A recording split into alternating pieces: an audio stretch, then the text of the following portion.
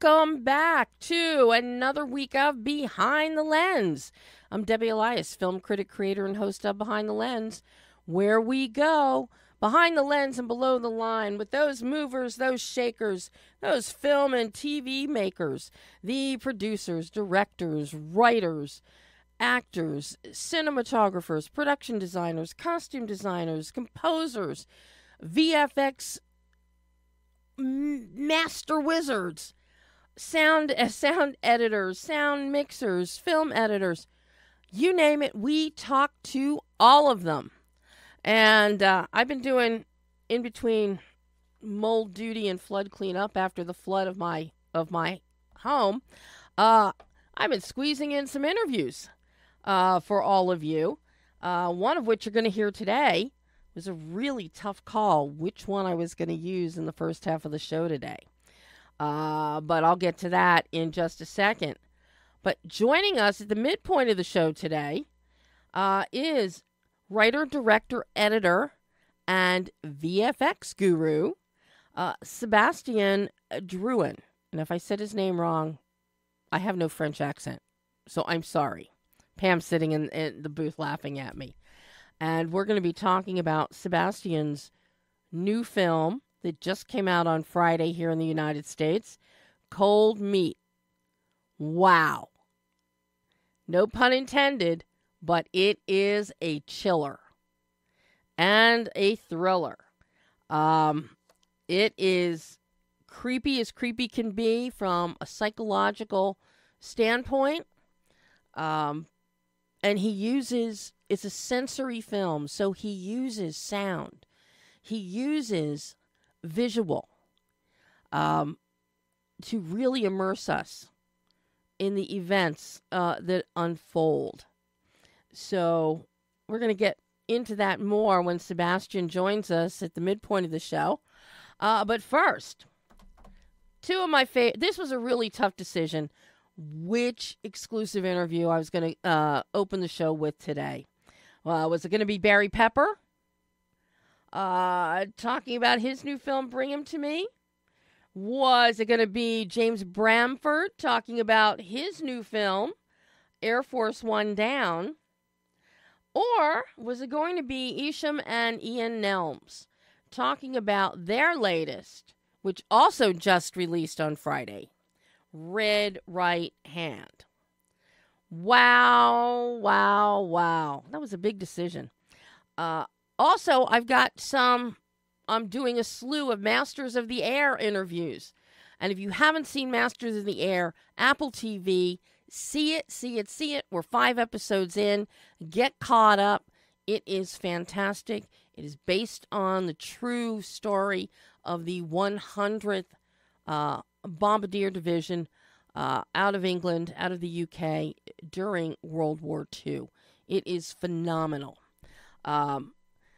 But I think next week you're going to hear some of those interviews. But I opted for ESHOM and Ian Nelms and Red Right Hand. Red Right Hand. It sizzles. It crackles. It's moody. It's broody. It's bloody. It's action-packed. It stars Orlando Bloom, a new discovery, Chapel Oaks, Andy McDowell, who is pure evil, Scott Hayes, Garrett Dillahunt, Brian Garrity, Mo McRae, and of course, the Nelms boys bring back their favorite DP, Johnny Durango, who does an amazing job with this film. Composers, the Mondo boys are back, and of course, the Tratton Lee is editing again. And as you'll hear in the interview, you're going to find out who Tratton Lee really is. But the film, it is taut, tension-fueled intensity. I love the blood. There is great bloodletting and great color of the blood. But Red Right Hand, it's basically the story of Cash. He's played by Orlando Bloom. He's trying to live an honest and quiet life, taking care of his recently widowed brother-in-law and his niece, Savannah, played by Chapel Oaks. This takes place in the rural mountains of Odom County in Kentucky.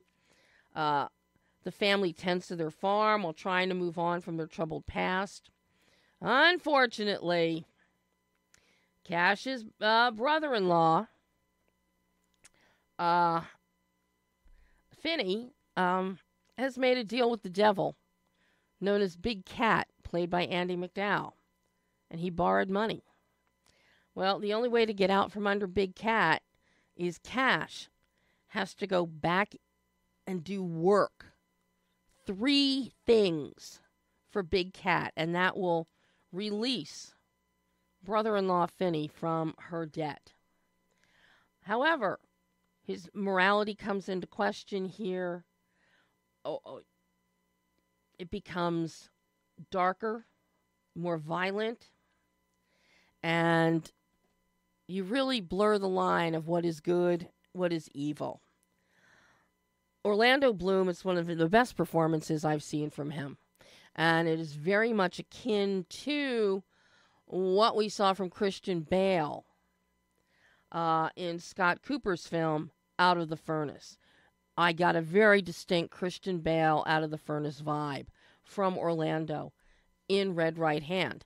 And as you're about to hear, in talking with ESHOM and Ian, that's one of the films that they also looked at. So we're all on the same page with the sensibility and the vibe that we're getting with Red Right Hand. It is neo-noir. It is a crime thriller. I think it is fantastic. It was shot on location in Lexington, Kentucky, and Campbellsburg, Kentucky. It is a great film to watch. I think you're going to enjoy it. It's riveting. But right now, take a listen to what ESHOM and Ian had to say about their film, Red Right Hand. And by the way, it's written by Jonathan Easley, who also wrote Fat Man, which is the Mel Gibson film that the boys had out 2 years ago. And it's always worth another watch, by the way. So take a listen to my exclusive interview with ESHOM and Ian Nelms talking Red Right Hand. Well, hello, gentlemen. How are you guys? Hello. Debbie, how are you? Good to see you. Or I guess hear you. It's good to hear you. Yes. I am so thrilled to be speaking with the two of you again. I have been chomping at the bit since Fat Man, and you have not disappointed me. Oh, amazing. Well, I'm so glad that you enjoyed it. That's awesome. Red Right Hand is so good. It is taut. It is a tension-fueled intensity to it. It is the best thing Orlando Bloom has ever done. Oh, yes. I love to hear that. He worked so tremendously hard on that part. We can't tell you how thrilled we were to work with him and the experience we had working with him. I mean, he just absolutely went above and beyond. He spent months on that dialect. And then, weeks once we landed trying to sort of really nail his character in the location that we were shooting. The physicality that he brought as well, the body language, is something we've never seen from him.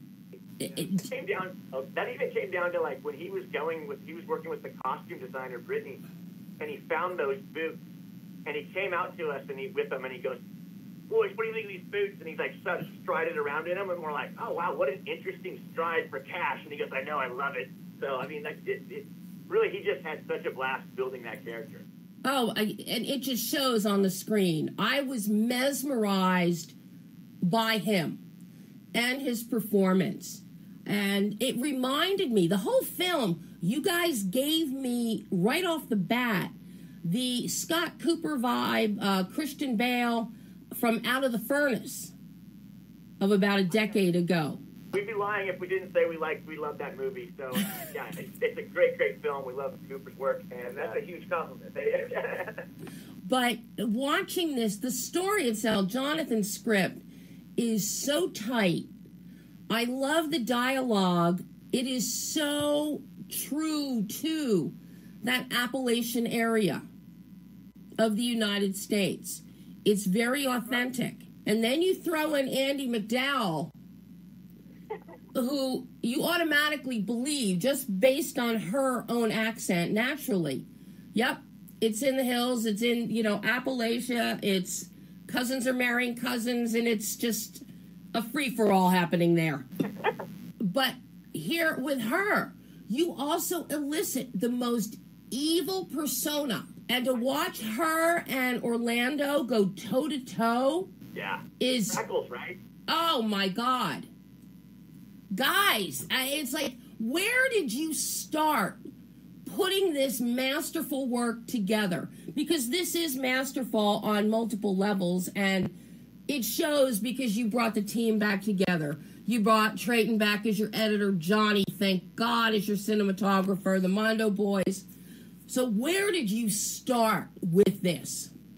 Well, I think it starts with the script. It starts with Jonathan's script, 100%. And when we read the script, like you, the dialogue was undeniable. It left off the page. The characters left off the page. And it really got us excited. And so that was the catalyst. That's when we engaged us fully. And then, of course, we had met with Orlando a couple of years ago, and we started thanking him for the role, and we thought if Orlando would get excited about this role, it would just be so incredible to have him play a character like this. He got back to us very quickly, loved it, and was like, I really want to sink my teeth into this. And he kept saying, this is a badass movie. I can't wait to do this. Like, this is going to be so awesome. He loved the characters. He loved that sort of Appalachian vibe, the landscape, and he was pumped about it. And then we actually had Andy came to us. It's interesting, Andy, because we had absolutely kicked Andy around as a big cat, but we didn't think she would want to do it, to be honest. We'd never seen her do anything like it, which excited us, but we didn't know if that was going to excite her. So the question was, is this going to be something she's interested in? Thankfully, her agent asked it to her, unbeknownst to us, and said, hey, I think you're going to dig this. And then she loved it and then called us and said, hey, I really want to talk to you guys about doing this. We got on a Zoom call with her, and she was bringing the big cat vibe. She was in these leather pants, and it was a very pleasant conversation, but she was definitely showing us that she had an edge to her. It was awesome. Yeah. On every level, you put together this great cast and elicited incredible performances. Garrett Dillahunt as Wilder is great. Scott Hayes is a perfect counterpoint to Orlando's Cash. You can see and understand immediately why Cash steps up to try and help his brother-in-law. You really believe the vibes that we have, but your point and counterpoint with your casting is really impeccably done. It's very well thought out. You get Brian Garrity in there as the sheriff, and then things we get to see by the third act, well, we know which side of the fence he's on, and it ain't Cash's. But so you took people out of their comfort zones and then pitted them against each other in character, and it just works beautifully, guys, beautifully. Oh, thank you so much. Yeah, I mean, for us, there is, like we always say, there's no part left behind, and we try to bolster every role as much as we can. And that's, I mean, we're so blessed to get immensely talented people like Garrett, Scott, Brian, and then we discovered like Chapel Oaks, Mo McRae. I mean, we were just so thrilled. We brought back Jeremy Ratchford and James Lafferty, and we got Alex Park to do it. So it's just, I mean, for us, that's the sandbox, right? We get excited to come to work every day when we can have amazing collaborators out there. Well, Chapel is a huge find. Chapel Oaks is a huge find for you guys. She's going places. We totally agree. Couldn't agree more, and it was so evident from the first time we Zoomed with her over the auditioning process. I mean, she had it. She just has that utter and complete ability to immerse herself in her characters. I remember we were sitting there, and she was on the call with her dad, and her dad was we wanted a scene that was a little more emotional, and she's like, okay, cool, and her dad's like, okay, just jump into it, babe, and she goes, oh, no, Dad, give me a second, it's got to be real. Closed her eyes and got into the zone, and then just delivered a hell of a performance. And we were like, "Yep, this is our girl." Yeah, and it wasn't much of a conversation between anybody. Everybody on the team was like, "Yep, she's amazing." That's it. Oh my God. Well, you guys know we got to talk about Johnny Durango and your cinematography, your visual tonal bandwidth. is off the charts. The way you use color, we have the muddy earthiness of the region. As things intensify in your second act, we get darker. Things get a little more claustrophobic inside. Then we get into the third act, and no spoilers, but we suddenly, by the film's end, we're clean, bright, light. We've got Cash in that pristine, out of the package Hanes t-shirt. He hasn't been this clean the entire film, but and it's so metaphoric and stunning. And then you balance, and you guys use widescreen for shootouts better than almost anyone I know, because you can have a shootout with two guys out in the field, and you're shooting it wide. You did this with Fat Man, with Mel, and it takes on a whole new level of intensity, because while there may be stuff happening in other places, you zoom in on just these two guys in the quote-unquote middle of nowhere in some cases, such as in the field or hiding behind a car or down an embankment, and the camera's dutching up, giving us the same eye level as the shooter. It is outstanding. Talk to me about working with Johnny and coming up with this incredible visual grammar for this story. Well, look, Johnny, you know this. We love Johnny. He's like a third brother to us. I think we've made 5 movies with him at this point, and I can't imagine that stopping anytime soon. We all worked really hard on the preparation for this one. We watched a ton of stuff. We talked endlessly about the arc of the movie, the themes, what we wanted to happen, when, and where. We ventured into a little handheld aesthetic for this one, which we all loved and thought it gave it a natural, sort of like more naturalistic, voyeuristic, organic tone at times, especially in the family scene. Yeah, the family scenes. We wanted it to feel like snapshots, like candid. You're hanging out with them. And then obviously when we get to those elaborate choreographed shootouts, we all work together on the blocking and the storyboards, and we drill down and we make sure that no frame is extraneous, that nothing is done without purpose, right? Like to your point, like we want to establish with big wides and then punch in for those details and those sort of nuanced little attributes that we want to find in a shootout. Like yeah, we're big fans of you want those intense moments when you jump in, but you also really want to know the geography of the shootout and where everyone's at, and how, as you're saying, it adds intensity when you really can understand where everyone's at and how they're playing off each other. And I think Johnny, like, as we all work together, I mean, Johnny's just getting better and better and better, and he was always great. But it really astounded us with how much he continues to improve and push himself. And, the color gradations and the theme gradations that he's working with now are such high-level stuff. We're just so impressed. Yeah, his attention to detail has always been wonderful, but he just keeps getting better and better. The attention to detail, your visual attention to detail here is really something. And we see that whether we're in the intimate family setting at the home of Finney and Cash in Savannah, or if we're in Big Cat's living room. There's also an intimacy there of a very cloistered, claustrophobic, close-knit group.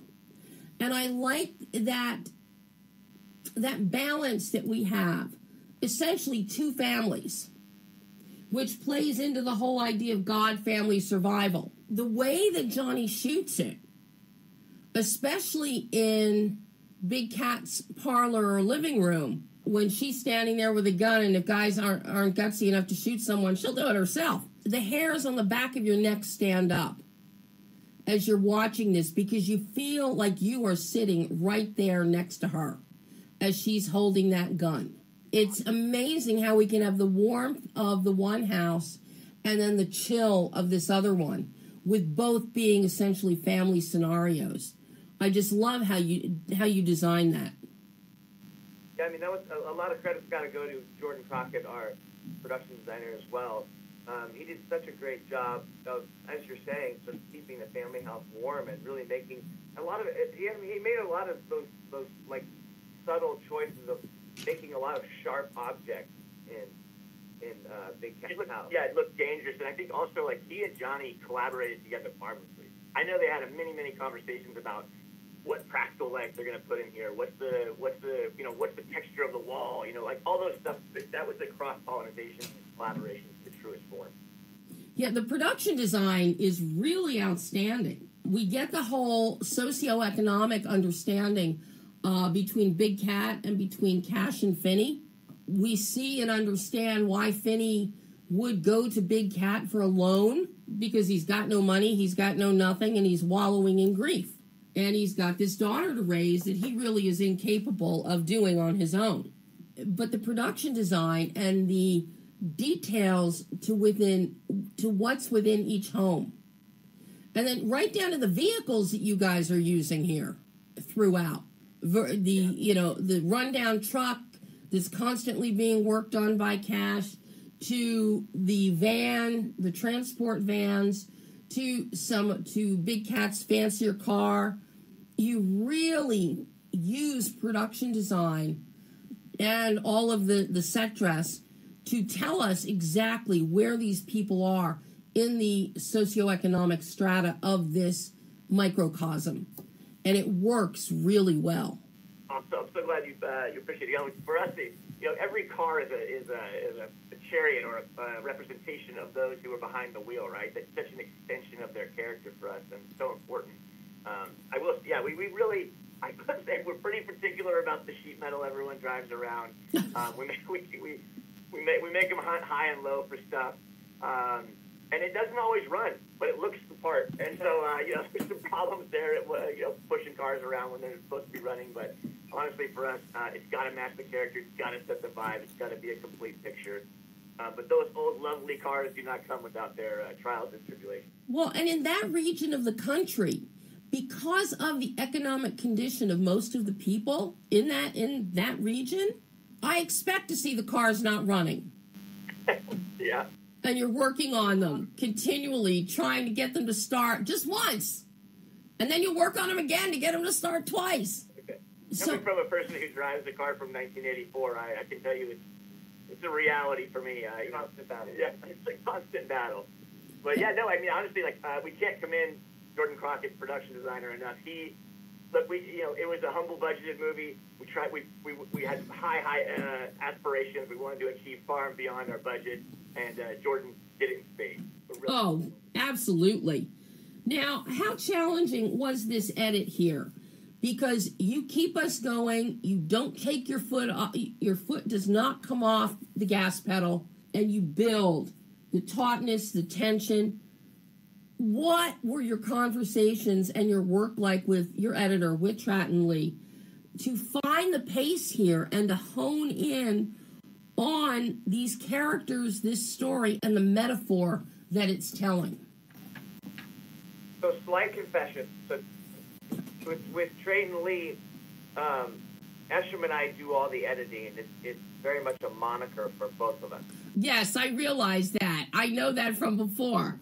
Yeah. So I guess when we're editing this thing, we were definitely the character first. And the script very much has that building to it, right? That you come in with these characters, you get to know them, you get sucked into their world and their plight, and then you start to ratchet it up.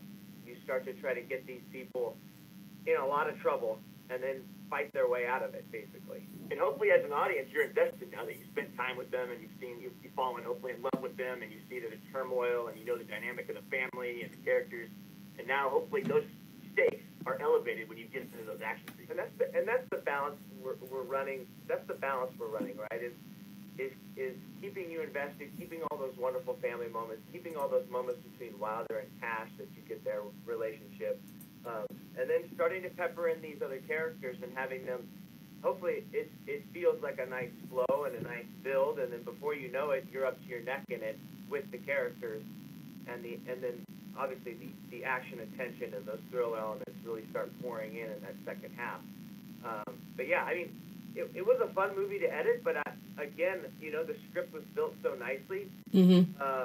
we felt like we definitely had a good guide. I mean, once we brought the Mondo boys in to score it, especially the pacing in that last third. They did such a great job, and we were really pushing them. And those guys deliver every time. They really step it up and bring their A game every time. Their score is we're so happy with their score. And I'm glad you mentioned their work in the third act. You know, they really do bring it in that third act. And it's unrelenting, and it just escalates everything to the final climactic moments.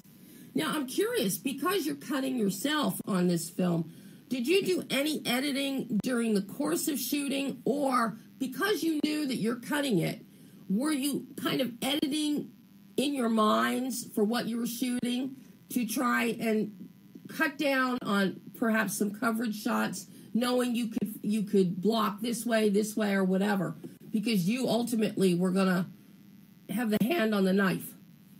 100%. He and I are very, very thorough in our storyboarding process and what shots we need and exactly when we want to be in those shots. It's not 100% every time, obviously, but we definitely have a plan when we go out there. And if we have a bit and we don't need any more of it, we'll walk away from that. We won't sit there and shoot a whole thing because we may need something later. It's like, no, we got the piece we need. We're moving on. There were some sequences that we edited while we were shooting just to make sure we had them, because you didn't want to leave. We definitely didn't want to leave Kentucky, especially on some of those very specific locations. Yeah. Knowing that we weren't going to be able to go back. And one of those sequences was Cash versus the Doe in the car. That scene where he comes around and swings around the trailer house. Yes. Mm-hmm. The other one was obviously the final shootout. And the final shootout, we pieced a lot of that together while we were shooting it because it was over days and weeks. And during the shootout, we actually had to shoot half of it and then go away and shoot Cash's cabin and a couple other locations, and then come back for a week, I think, and finish it. Just by the way that it worked out, yeah. So there's a lot of bloodshed here. I got to ask about the blood. Did you put this in with visual effects, or were we using some buckets of blood in this film? We're buckets of blood people. Yes. Like for us, for us, there's a practicality, there's a tangibility to everything that's practical. We try to make it as much practical as we can. You know, if blanks are firing out of a gun or glass is exploding behind an actor, they feel that in the performance, and we see that in the performance. So for us, we fight for as much as we can do practical. We don't want to rely. Obviously there's stuff you have to rely on visual effects for, but we try to keep that at a minimum. Well, I have to commend you on your buckets of blood because of the fact the color of the blood, and a lot of filmmakers overlook this, and they go for cheesy, bright red, but where these bodies are being hit, veins and arteries being hit, it doesn't come out as this bright red Valentine spice candy. It's darker, deeper reds, and I love that authenticity and of the color, but it also fed into the darkness that was developing. Just so well done, guys. Thank you, Debbie. And we love that dark blood. It's what we use. We prefer it. So much love to you. Thank you, Debbie. Thanks, guys. Bye-bye. And that was ESHOM and Ian Nelms talking about Red Right Hand. I encourage you to see the film, especially if you saw Fat Man and you liked what they did with Fat Man. You will love what they're doing with Red Right Hand. If you saw Scott Cooper's film, Out of the Furnace, with Christian Bale, you will love Red Right Hand. And a real standout in the film is Andie MacDowell, who is pure evil. She is phenomenal in this role of Big Cat. So, check it out. You can see it now. Even Spectrum has it on cable. So, now we're going to switch gears here. And calling in all the way from France is the wonderful Sebastien Drouin. Hello, Sebastien. Hello, Debbie. How are you? I am so happy to have you on the show. Thank you so much. Thank you very much. I'm calling from France, from Paris. Okay, so how is Paris looking right now? It should be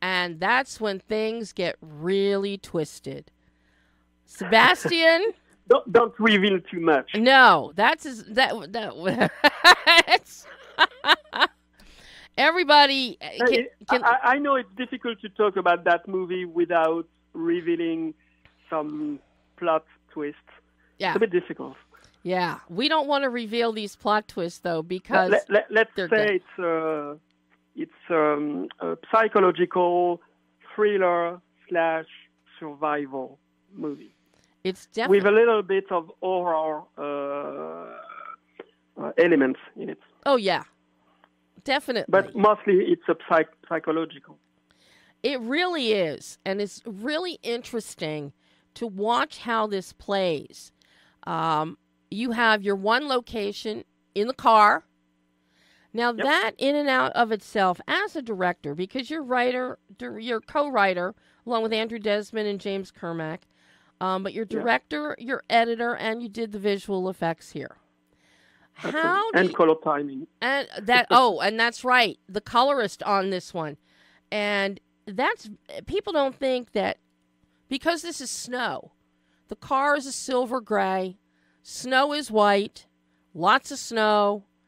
What is there to color? Well, you need to get texture and you need to get color with whites. Whites do have shades of color. So it is very important. So you're doing so many things on this film. Where do you even begin?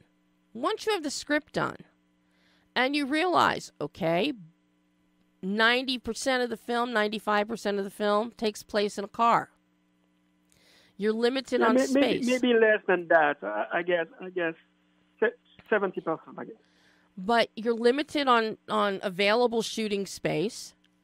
Because it's not. That was the point. Because it was a low budget, so it was written on purpose. That means knowing that the budget would be very low. So I decided to write a story, a contained story with few characters and few sets, but the problem is it seems easy on the paper, but shooting in the car for 60 minutes of movies, it's not as easy as it sounds. Talk to me about how once you had the script done, and you're getting ready, and now you have to sit there and figure out how the heck you're going to actually pull this off and shoot this. You're working with your cinematographer, Ryan Peaty, who also, for everybody listening, he also shot The Painter, which is very well done. And he's done a lot of Hallmarky kind and Lifetime Christmassy movies. So he's very good with snow. So you got a win-win here. But how did you and Ryan go about designing your visual grammar and figuring out how you're going to shoot this? Because so much is internalized within the car. And it's not a big luxury car.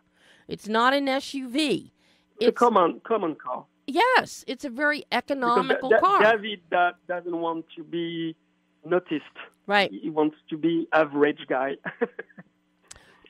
So he doesn't have a red car or something like that. He wants to be in the middle of the crowd. You know. So how did you and Ryan go about designing how you were going to shoot this within the car? So first of all, I spent a lot of time in France working on the script, first alone, then with James Kermack and Andrew Desmond. But since the beginning, my vision was very clear because I'm a very visual guy. I come from the VFX background. Mm-hmm. I did work for 25 years on many big movies as a visual effects supervisor. And I did also as a director, a TV series and short movies. But I'm a writer, but I'm very visual. That means when I'm writing, I see how to do the movie. I see my lenses. I know I'm very technical. So I've got a strong technical background, and I was able to speak very quickly and efficiently with Ryan. But when I hired Ryan Petty to do the cinematography of my movie, I trust him a lot, and he gave me some ideas. But everything was storyboarded first. Every shot of the movie was storyboarded because we had to shoot this movie in only 13 days. Wow. And believe me, it's not a lot. No, it's not. It's a bit crazy to do that. It's a bit crazy. So there was no place, no room for to try things. We had to be very efficient, and we didn't have any possibility to do extra hours.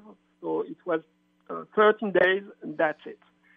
So the storyboard was very helpful for all the crew and for Ryan. And then, of course, he did suggest some shots, and sometimes I agreed to do the shot when it was good for the movie. Of course, I'm very open to new ideas and suggestions when they are for the movie.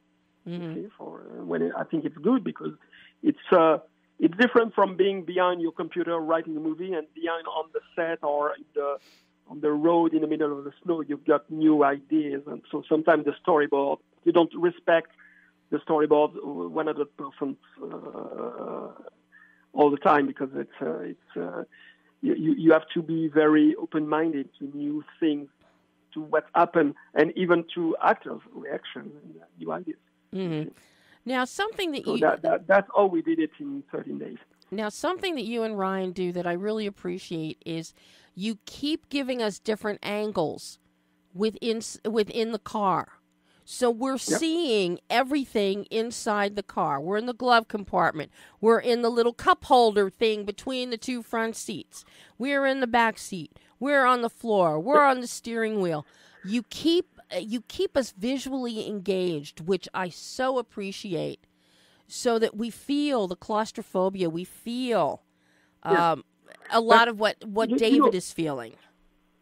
Now, I'm glad you noticed that kind of detail, because that was very clear to me, and I had an early talk with Ryan about the place, where we're going to put the camera in the car. And I had the strong feeling that we had to have the body of the camera inside the car. That means to shoot a lot with wide lenses and not from outside of the car. And of course, the windows are covered by frost and snow. So that means you can't see through the windows. So if you do a shot through the window showing the actors, I think the audience feels something is wrong. Mm-hmm. And my idea was to use the camera as the third person, the third actor in the car. That it's like you are in the car with Anna and David. Oh, absolutely, absolutely. That's why I really love the fact you kept giving us different angles. So it's as if we were sitting there. You could feel, you can't move your feet anywhere. The back seat, it's a little crowded. You've got, a baby car seat in there. And they're not small. They take up room. And it's not a big car, so there's even less room to navigate around. So you put us in there, and then you take it a step further with your sound. And the sound is very, very important. I'm glad you noticed that, because for me, the sound is 50% of the movie. Oh, I agree. Sebastian. And you can do so many things with the sound. And I was very happy to work with an old friend of mine, called Johan and Antoine. They are old collaborators of mine. They did all my short movie, my TV series also. and we've got a very good relationship, and it's very creative, and I told them I want to. The difficult part of the sound is if the wind you hear outside is always the same during 60 or 70 minutes. It can be boring. Right. That means the sound has to you have to have an evolution in the sound, and we did talk about reflecting the mood of the characters. That means when David is in anger, or Anna is in anger, you got more whistle and more wind. It's like the elements are reflecting their emotions. Their emotion, exactly. And what you also do to give us some sound variance and really create this beautiful full-bodied palette is every time, because you can't leave the car running, and you can't leave the radio on, and you can't leave the lights on, and you sure can't leave the heat on because it's going to drain the battery. So the heat turn it on for 10 minutes, turn it on for 15 minutes, and every time it gets turned on, you hear the heat coming out of the blower.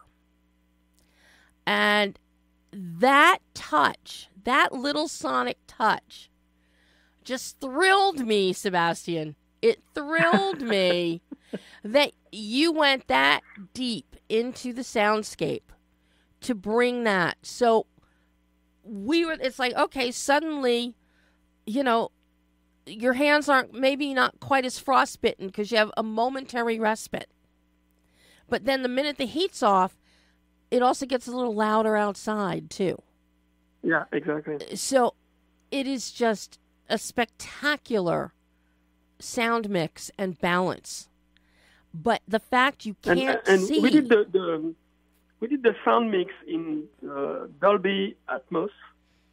Oh. And unfortunately, it's not released in Dolby Atmos, but I did have a screening at the sound stage in south of France in Dolby Atmos, and the sound was crazy, honestly, because it was so. You were totally surrounded by the wind and the snow on the metal of the car, and it was very immersive, and it's a true character of the movie. It's the third character, I think. Oh, absolutely. Absolutely. And what intensifies it is the fact that we are in the car and we cannot see what's happening outside. And of course, imagination. Your mind plays tricks on you. So, exactly. Is that a tree we hear falling down in the distance? Is somebody walking out in the snow? Your mind reels, and we start to hear little things, and some big things too. But it's just the nuance of the sound. It just truly, truly thrills me with this film, Sebastien. I can't tell you. It's wonderful, and that melded with your visuals, you send our imaginations reeling as to possibilities of what could happen. When we see what does happen, we're shocked. You've got some real jump in your seat moments here. You really built tension and surprised it's what us. I like to do as a filmmaker and also as an audience myself. I'm a movie fan. I love to be thrilled. I love suspense. I'm a big fan of Hitchcock movies, and by extension Spielberg, because he did borrow a lot to Hitchcock, and Zemeckis also, and Brian De Palma. You see all those guys, because they play with the audience. They stretch each scene so you are very into tension, and you don't know what will happen next. And I like to be like that as a viewer myself. Mm-hmm. Oh, I love that. I absolutely love that. Now, another important thing that we see happening here is the makeup work. As we are seeing from the frigid cold, I don't care if you're in a car, it's still freezing, below freezing. The wind is howling, the snow is blowing, it's whiteout conditions. And your face is exposed, your hands may be exposed. You are going to have frostbite setting in. And we see that.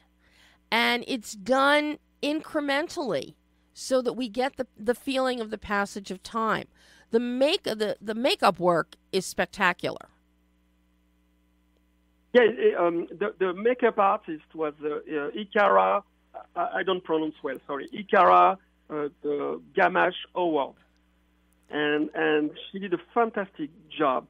And I was very scared by the makeup because I knew I had to shoot a lot with close-ups.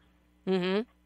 And with the digital definition today, if the makeup is not good enough, you see all the little details, and it can be very distracting. Mm-hmm. And so we did different tests, and she did also the broken leg, and it was fantastic. And she really did an amazing job on this movie, because it's very difficult to do it, to make it believable, and not too much distracting. You see what I mean? Yes. Yes. And if you see the movie again, you see all the little cracks on the lips, all the veins, mm-hmm. All the effect on the frost on the fingers, on the top of the nose, the earlobes, all that stuff. Every place. It's really, and for all the movie, we decide to do different steps mm-hmm. of frost effects. Yeah, so we see the progression. progression. More you're going through the movie, the more you've got strong effects of the frost. Yeah, I love the fact that we see the progression, so we know time is passing. Yep. Exactly. And frostbite, when it comes quick. It doesn't take too long. But, all these sensory elements. But, of course, none of this would work were it not for, you've got to have an actor playing David who is believable, who can turn on a dime, who is ambiguous in his persona. And for that, you get Alan Leach, and I have to say, I'm looking at this, and I'm watching, and I'm like, I know that guy. And then it dawned on me, he was the skeevy dirtbag Paul in Bohemian Rhapsody. So exactly. I'm like, all right. But he looks so mild-mannered, and I love the way you have him playing with glasses. He has his glasses on when we first see him. He's in the diner. He takes them off. It's really interesting, the little ticks and the little nuances that Alan brings to David. But once I realized who it was, it's like, okay, let's see what kind of skeevy stuff he does here. It's surprising. Very surprising. And of course, Nina Bergman is Anna. Yeah. She is really an emotional powerhouse. Exactly. Arc. You give her a great arc.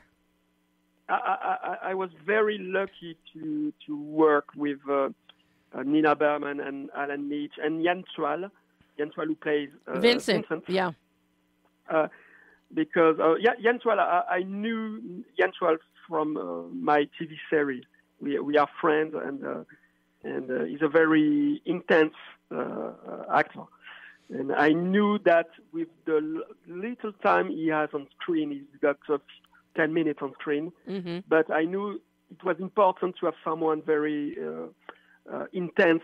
So the trick works. I can't say too much, but he has to be very convincing. You see, yes. in a short time.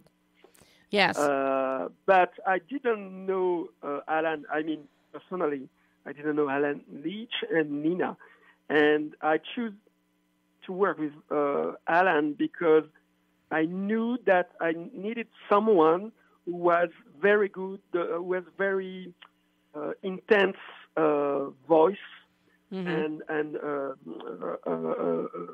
intense eyes, because David is mostly strapped to the wheel during all the movie.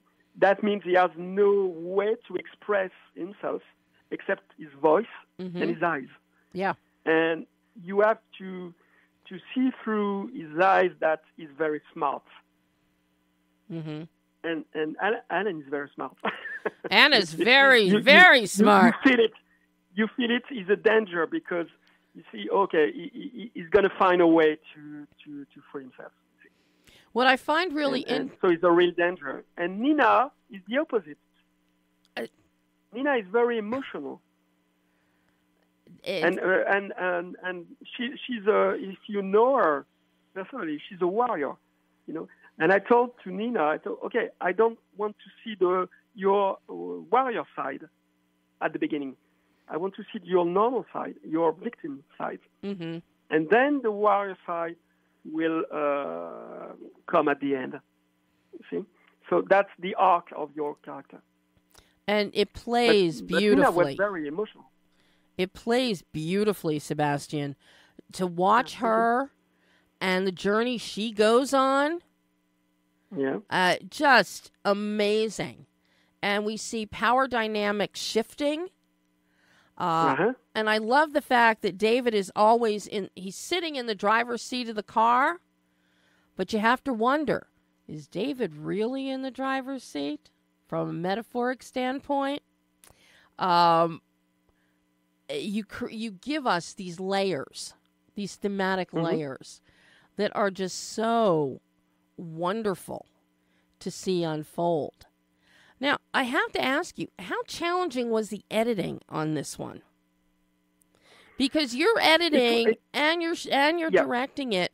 So, because you would be editing it, did you wait till you shot everything? Were you editing in your head as you went? What was the editing process like? Because with one primary location in a car, you've got to keep it interesting. You want to keep things moving. You want to keep the audience engaged. And you want your actors, your characters to be engaged too. So talk to me about the editing process. First of all, I have a editor background, so I edit my own movies since a long time.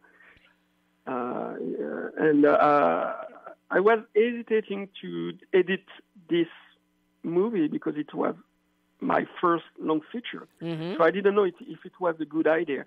But at the same time, it was a low budget movie, so I decided to do it, to try things, to spend more time in the editing room that we could afford with hiring a professional editor. You see, so it was more comfortable for me to do the editing. And honestly, I love editing. This is the best part for me because you are in your room. No, it's like you're alone with yourself, with your rushes, and you can test things and do many variations. But the editing was very clear in my mind since the writing. Because I knew that I didn't have any extra takes. We shot most of the movie with 1, 2, 3 takes max. Wow. Because we have to shoot in 13 days, remember? So the difficulty was to choose the good takes, because honestly, with Alan and Nina, all the takes were good. So it was difficult. I say, I've got this variation. It's interesting, and this one is interesting too. I have to choose, and I sent an email to Alan. I say, you put me in difficulties because all the takes are good. What can I do? Oh. And so I choose the best one. I choose to first to do a long version of the movie, which was 1 hour and 35 minutes, and then I showed the movie to different people around me, to people I trust, and to my producer, and they gave me some feedbacks. And when we decided to reduce the beginning before the twist, okay, and I did cut 10 minutes of the movie here.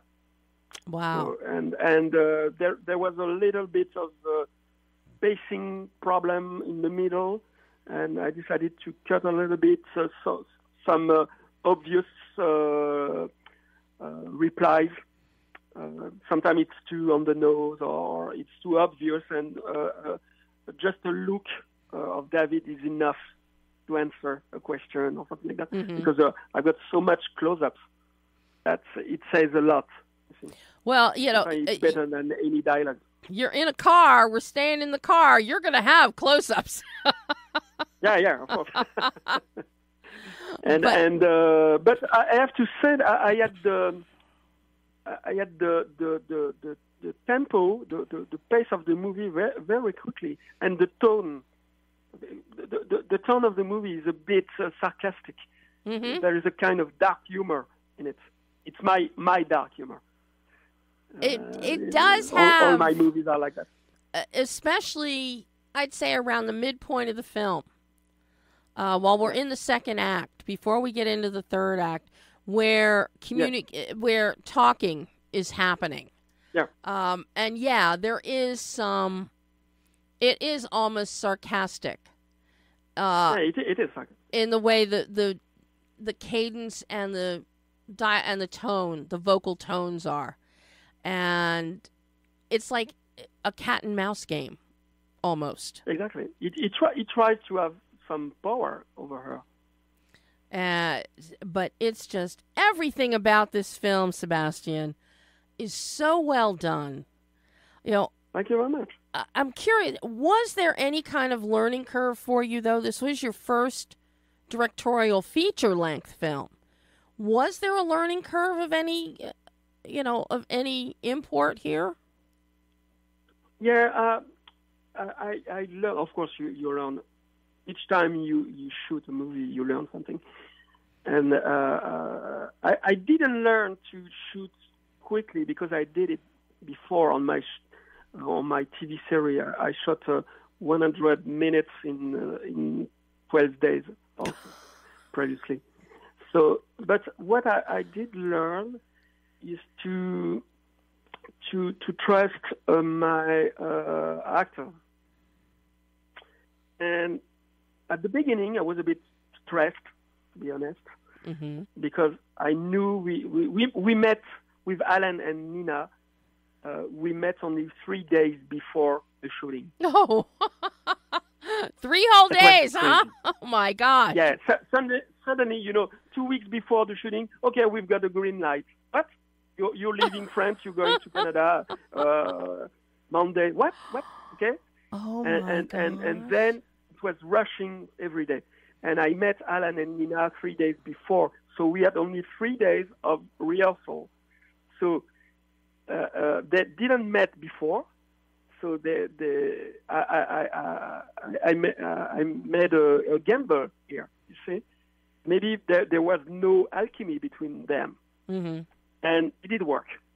So the alchemy was good between them, but I had to introduce myself and to find a way to work with Alan and Nina, and they are very different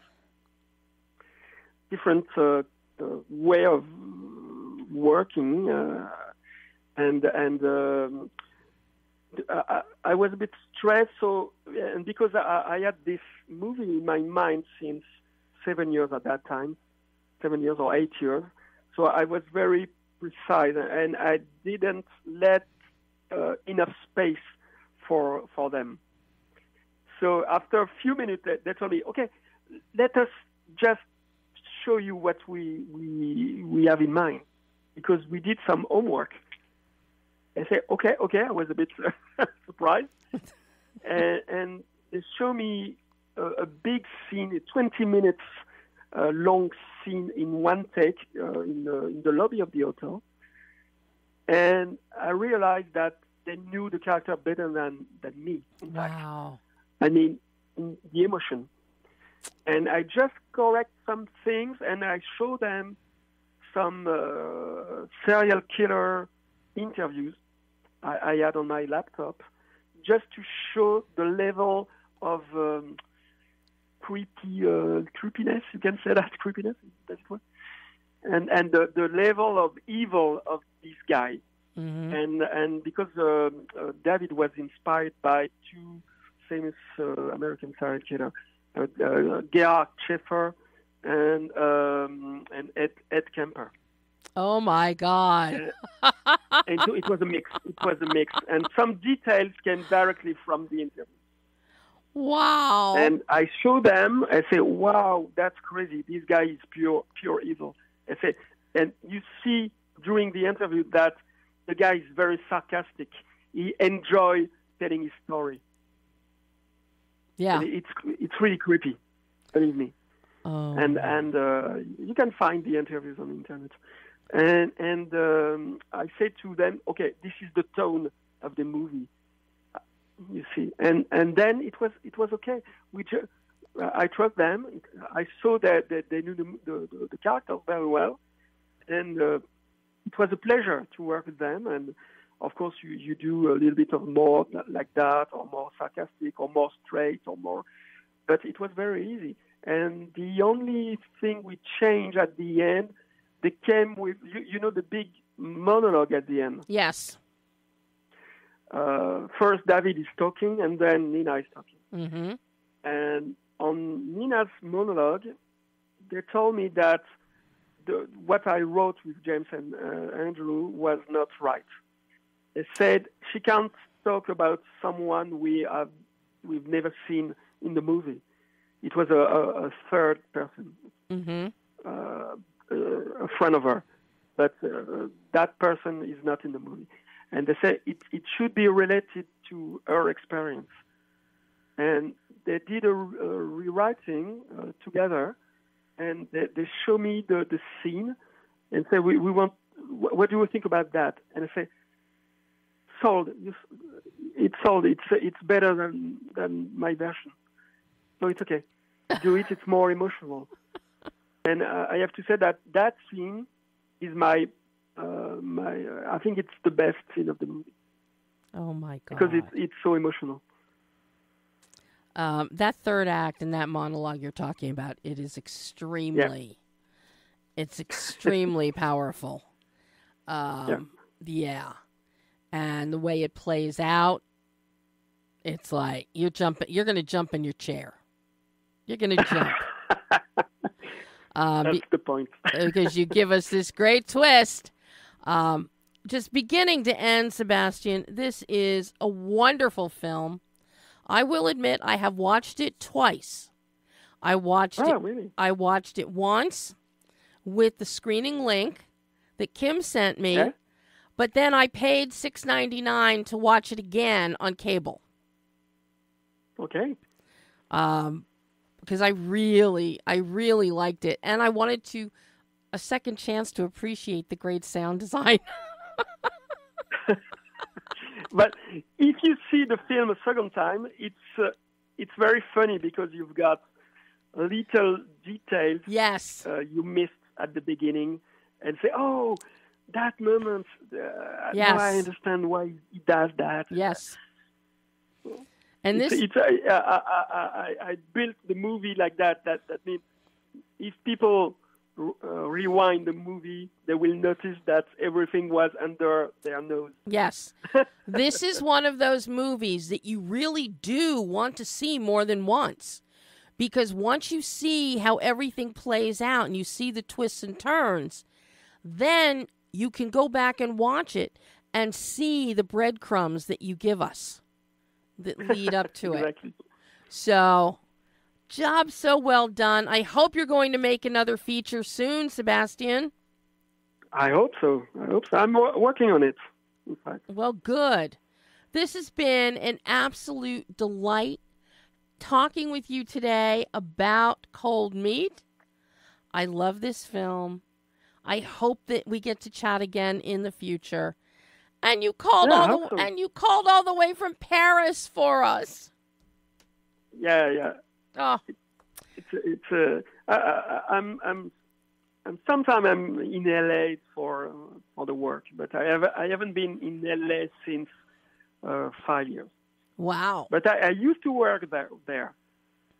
I used to work for a visual effect company there, and so I know Los Angeles very well. Well, but Paris is better. Paris is better. Unless it's raining, and cold. Not for the weather. The No. weather is better in LA. Believe me. Oh, Sebastien, thank you so much. Thank you. And hopefully It was a pleasure. we will chat again in the future. Yeah, I hope so. Oh, For the next movie. fingers crossed. Have a wonderful evening, Sebastien. You too. Thank you. Bye-bye. Bye-bye. And as usual, Behind the Lens goes global. Once again, Sebastien Drouin talking about his film, Cold Meat. That's so lovely. He called us from Paris. You know, Timur has called us from Moscow, from Italy. We've had people call from Australia, Ireland, the UK, Paris. I think this is our second filmmaker to call us from Paris. I love going global. All right, well, that is all the time we have today. Of course, we ran over. Next week, we're going to be talking about, what is it? Next week, the Omicron killer. And haven't decided which exclusive interview you're going to get to hear. But I'll work on that this week. So, go see Red Right Hand. See Air Force One Down. See the brilliant Barry Pepper in Bring Him to Me. And definitely see Cold Meat. Everything, they're all out digitally. Some are still in theaters. Find them, see them. You will enjoy all of them. And if you haven't picked your copy up yet and read it, John Lindstrom's Hollywood Hustle. All you General Hospital fans, get it and read it. And don't forget, if you're in LA and you're hungry for some LTC, all-natural beef jerky, head on over to Mom's Bar on Santa Monica Boulevard and pick yours up. So, until next week, I'm Debbie Elias. This is Behind the Lens.